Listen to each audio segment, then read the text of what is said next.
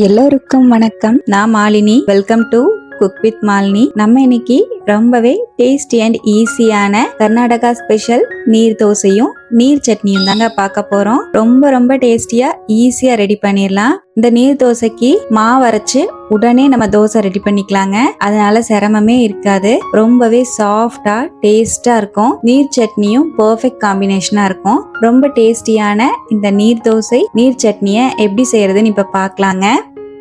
நீர் தோசை செய்யறதுக்கு ஃபர்ஸ்ட் அரிசி ஊற போட்டுக்கலாங்க. மிக்சிங் பவுல்ல 2 கப் அளவு பச்சரிசி சேர்த்துக்கிறேன். நான் ரேஷன் பச்சரிசி யூஸ் பண்ணியிருக்கேன். நீங்க கடையில வாங்கின தோசை பச்சரிசி கூட யூஸ் பண்ணிக்கலாங்க. அரிசியை ஒரு 4ல இருந்து 5 வாட்டி நல்லா வாஷ் பண்ணி எடுத்துக்கலாங்க. அரிசி ஒரு 4ல இருந்து 5 மணி நேரம் ஊற வச்சுக்கலாம்.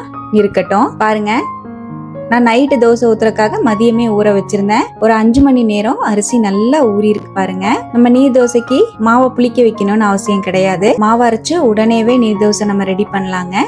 உங்களுக்கு எப்ப வேணுமோ நைட்டு ஊத்தணும்னா மதியம் ஊற வச்சுக்கோங்க. காலையில ஊத்தணும்னா நைட்டே நீங்க அரிசி ஊற வச்சுக்கோங்க. உங்களுக்கு யூஸ்ஃபுல்லா இருக்கும். இப்ப நம்ம ஊறி வந்த அரிசிய மிக்ஸி ஜாருக்கு மாத்திக்கலாங்க. அரிசியை நான் மிக்ஸி ஜாருக்கு மாத்திட்டேன். எந்த கப்ல நம்ம அரிசியை அளந்து எடுத்தோமோ அதே கப்ல 3/4 கப் அளவு கட் பண்ண தேங்காய் சேர்த்துக்கலாங்க.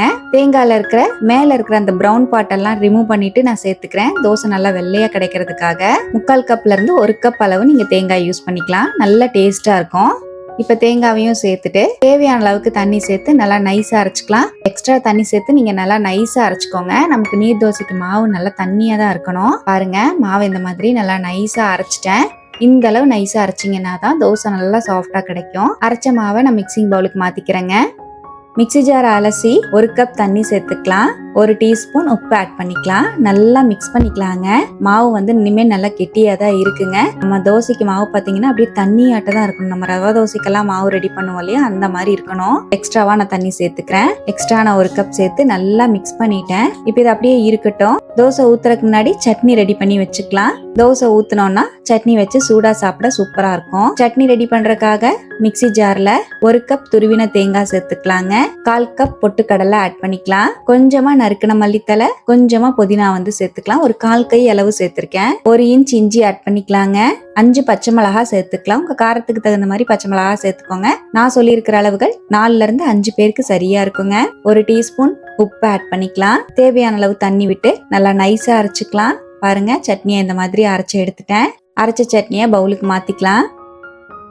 மிக்ஸி ஜார் அலசி 1ல இருந்து 1/2 கப் தண்ணி சேர்த்துக்கலாங்க. தண்ணி சட்னிங்கிறனால நிறையவே தண்ணி சேர்த்துக்கோங்க. பாருங்க, இந்த மாதிரி நல்ல தண்ணியா சட்னி ரெடி பண்ணிக்கோங்க. சாப்பிட ரொம்ப டேஸ்டா இருக்கும். சட்னிக்கு தாளிப்பு கரண்டியில 1 டேபிள் ஸ்பூன் ஆயில் ஆட் பண்ணிக்கலாம். 1 டீஸ்பூன் கடுகு, 1/2 டீஸ்பூன் ஜீரகம், 1 கொத்து கருவேப்பிலை, 2 வரமிளகாய் சேர்த்துக்கலாம். தாளிப்பை நம்ம சட்னியோடவே ஆட் பண்ணிக்கலாங்க. நல்லா மிக்ஸ் பண்ணிக்கலாம். அவ்வளவுதான், நம்மளோட நீர் சட்னி சூப்பரா ரெடி ஆயிடுச்சுங்க. நம்ம செய்யற நீர் தோசையோட மட்டும் இல்லாம நார்மலா செய்யற இட்லி தோசைக்குமே சூப்பரா இருக்கும். இப்ப நம்ம தோசை ஊத்திக்கலாம். தோசை ரெடி பண்றதுக்கு மாவு பாருங்க நல்லா கலந்து விட்டுட்டேன். நமக்கு மாவு கொஞ்சம் திக்கா இருக்கிற மாதிரி இருக்கிறதுனால மறுபடியுமே நான் ஒரு 1/2 கப் அளவு தண்ணி சேர்த்திருக்கேங்க. நல்ல தண்ணியாட்ட இருந்தாதான் தோசை நல்லா லேசா கிடைக்கும். இப்ப மாவு நல்லா கலந்துட்டேங்க. இப்ப நம்ம தோசை ஊத்திக்கலாம். தோசை ஊத்துறதுக்கு நான் இந்த மாதிரி ஒரு ஸ்கில்லட் எடுத்திருக்கேன்.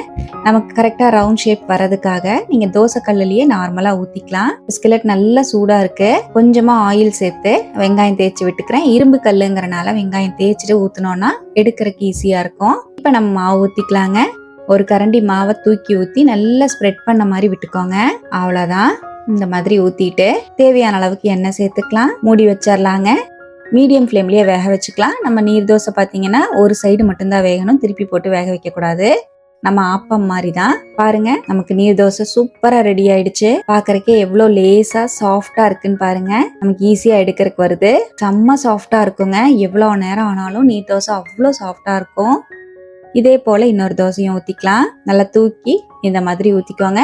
மாவு நீங்க ஊத்த கொஞ்சம் கெட்டியாகும். அப்பப்ப தண்ணி கலந்து கலந்து மிக்ஸ் பண்ணி நீங்க தோசை தண்ணியாட்ட ஊத்திக்கோங்க. தேவையான அளவுக்கு எண்ணெய் சேர்த்து மூடி வச்சுட்டேன். அவ்வளவுதான், இந்த தோசையும் ரெடிங்க. வெளியே எடுத்துடலாம். ரொம்பவே சாஃப்ட் அண்ட் டேஸ்டியான நீர் தோசை சூப்பரா ரெடிங்க. இதோட செம்ம காம்பினேஷனான நீர் சட்னி பெர்ஃபெக்டா இருக்கும். கண்டிப்பா இந்த சாஃப்டான நீர் தோசையும் டேஸ்டியான நீர் சட்னியும் கண்டிப்பா ட்ரை பண்ணி பாருங்க. மாவு அரைச்சிட்டு புளிக்க வைக்கலாம் டைம் தேவையே இல்லை. மிக்சிலேயே மாவு அரைச்சு கடகடன் நம்ம ரெடி பண்ணிடலாம்.